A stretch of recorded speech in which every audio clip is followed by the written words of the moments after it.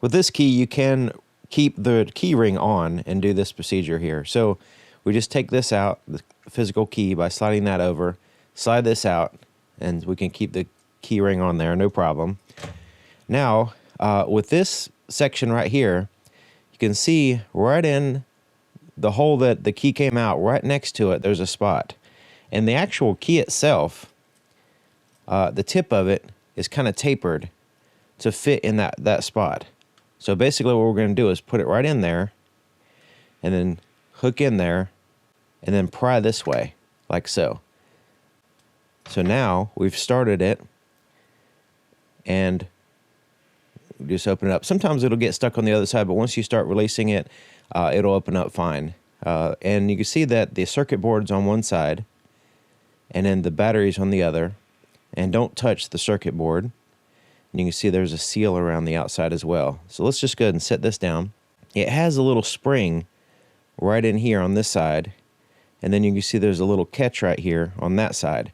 The little catch side is basically where we're going to lift up on it. And it's just laying in there. It's not like it's you have to pry. You just barely lift up. You can use like tweezers or whatever. Just barely lift up on it a little bit. And it'll release it from its position there. All right, so we can look at the other side. And so this is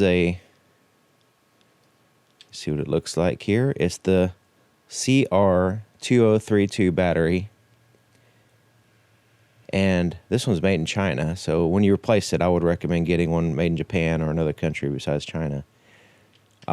So we go ahead and put the new one in. We put the numbers and letters down, like so. And you can see the little spring right there compresses when you push it this way. You compress the spring and then push it down.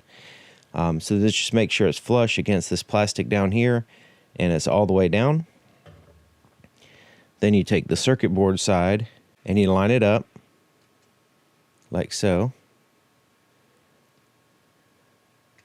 And start down here and just start pressing it together, trying to avoid pushing the buttons so you don't accidentally lock your car or hit the panic button or whatever.